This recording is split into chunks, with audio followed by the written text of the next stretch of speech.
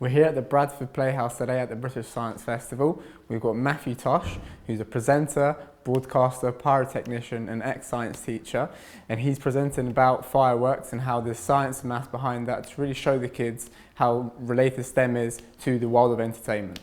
Well, the show here today has been all about the science, in fact the STEM behind fireworks. When you go to a live event and see fireworks happening, there's a lot of hidden calculations, there's the obvious science, the chemistry of the fireworks behind the scenes that makes it all happen.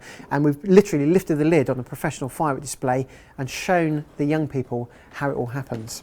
Science underpins so much of our lives, whether it is entertainment, the kind of technology that you carry around in your pocket. It affects everything we do in our lives, and because of that we need people that are going into those careers.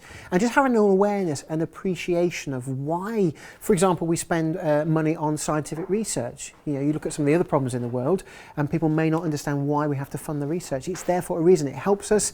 Funding new antibiotics, for example, it's all there.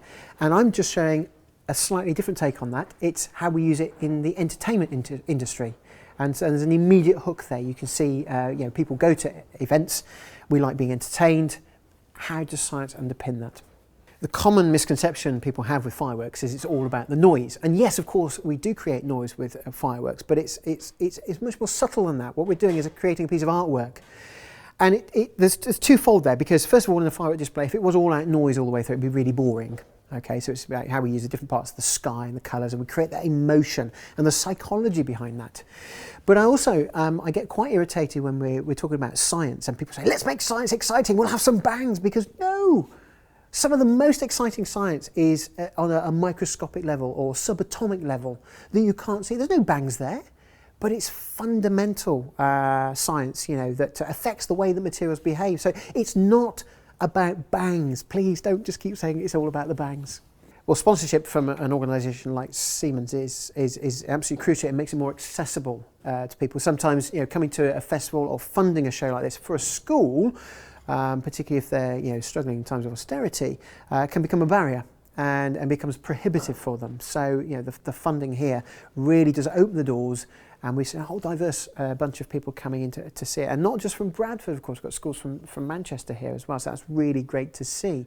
But going beyond the festival, resources such as the Curiosity Project, which is funded by Siemens, that's a great way of showing an application across a whole range of subjects, but also showing the people behind those different applications of science. Real people. Great role models for students, because these are young people, they're going to grow up, they'll be looking for careers, and if they can identify with something that they see, that may open the door for their scientific career.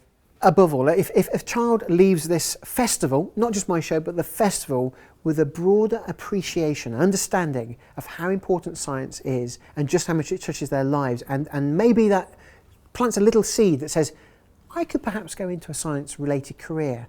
Even if they don't want to be a scientist, we're not here to try and convert everybody into being a scientist. That's not what it's about. It's opening their minds, opening society's minds. And if we can, even if just one child walks away with that greater appreciation, then I think, certainly from my perspective, I've achieved something. Here we go, 3, 2, 1.